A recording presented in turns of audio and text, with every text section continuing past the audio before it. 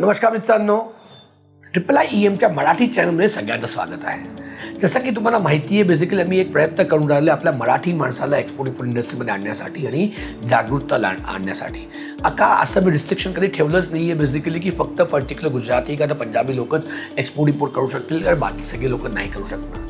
आपल्या मराठी माणसामध्ये पण तेवढीच ताकद आहे की वर्ल्ड वाईड जाण्याची आणि त्याला प्रॉपर बेसिकली एक सिस्टमॅटिकली काम करून पुढे वाढण्याची.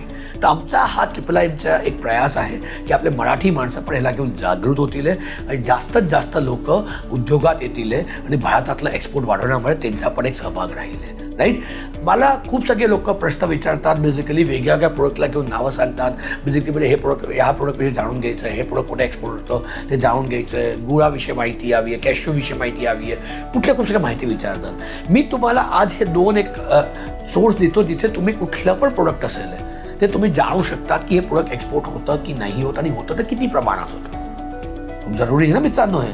राईट. तर मी पहिली वेबसाईटची गोष्ट केली तर आपल्या गव्हर्नमेंट ऑफ इंडियाने एक चांगली वेबसाईट बनवली आहे जी मिनिस्ट्री ऑफ कॉमर्सची जी वेबसाईट आहे त्याच्यामध्ये एक एक्सपोर्ट इम्पोर्टचं एक सेक्शन दिलं डेटा बँक म्हणून.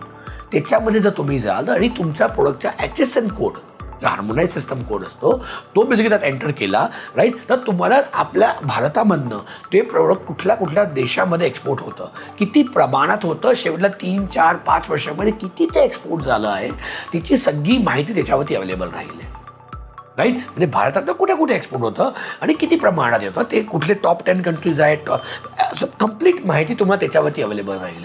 आणि हा गव्हर्नमेंट ऑफ इंडियाचा दिलेला सोर्स आहे, म्हणजे ऑथेंटिकेटेड सोर्स आहे, ओपन सोर्स आहे. नाही, पण लोकांना जागरूकता नाही आहे. म्हणून मी बघतोय खूप सगळे वेगवेगळे प्रश्न येतात. मी एकदा विचार केला, तुम्हाला सोर्सच सांगू, तुम्हाला कुठला पण प्रोडक्ट चेक करायचं तर डायरेक्ट प्रोडक्टविषयी तुम्ही चेक करू शकाल.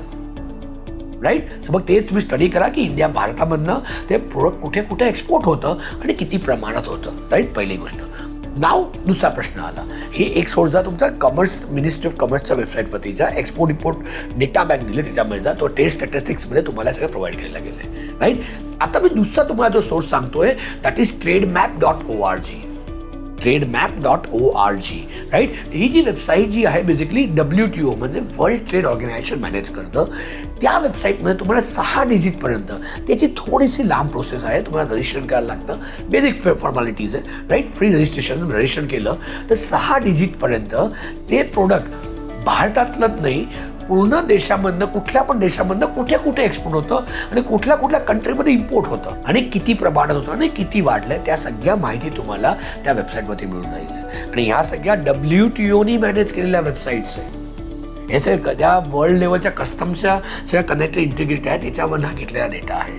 राईट. की चायना कुठे एक्सपोर्ट करतं, आफ्रिका कुठे एक्सपोर्ट करतं, का अमेरिका कुठे एक्सपोर्ट करतं, दरेक माहिती तुम्हाला त्याच्या वेबसाईटमध्ये मिळून जाईल. म्हणजे पहिली जी माहिती दिली मी तुम्हाला, जी मिनिस्ट्री ऑफ कॉमर्सची जी तुम्हाला वेबसाईट सांगितली त्याच्यावरनं भारतातनं कुठे एक्सपोर्ट होतं आणि trademap.org पूर्ण विश्व एक दुसऱ्यांबरोबर कुठे व्यापार करतं त्याच्या माहिती तुम्हाला मिळून जाईल. राईट. म्हणून मी हा स्पेसिफिक व्हिडिओ बनवला लोकांना, आपल्या भारतातल्या लोकांना जागृत करण्यासाठी.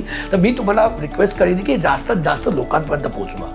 जर तुम्ही खरेखर बिलीव्ह करतात की आम्ही जे एफर्ट लावून राहिलो, आम्ही जे काम करून राहिलो आहे, राईट, ते खरेखर खूप कामाचं आहे लोकांसाठी, लोक जागृत होतील, तर मिनिमम तुमच्या 10 मित्रांपुढे हा व्हिडिओ पाठवा आणि तुमच्या फेसबुक पेजवरती, इन्स्टा पेजवरतीला शेअर करा, ज्याच्याने लोक जास्तीत जास्त जागृत होतील.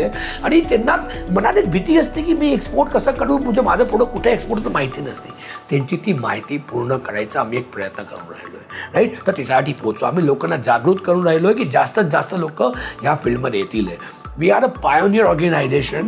राईट. Since started in 2008. 2008 पासून एक प्रयत्न करून भारतातलं जे सोनेरी दिवस होते आपल्या भारतात परत आणायचा. आता मोदीजींनी पण त्याच्यामध्ये सहभागी झाले. गव्हर्नमेंटची दरेक एजन्सी भारतातनं एक्सपोर्ट वाढवण्यासाठी एक सह्यारा प्रयत्न करून राहिली आहे. तर त्याच्यामध्ये तुम्ही पण एक भाग बनवून भारतातला एक्सपोर्ट वाढवण्यामध्ये प्रयत्न करा. तर या आपण सगळे मिळून भारतातला एक्सपोर्ट वाढवू आणि भारतातले ते सोनेरी दिवस होते ते भारतात परत आणायचा प्रयत्न करू.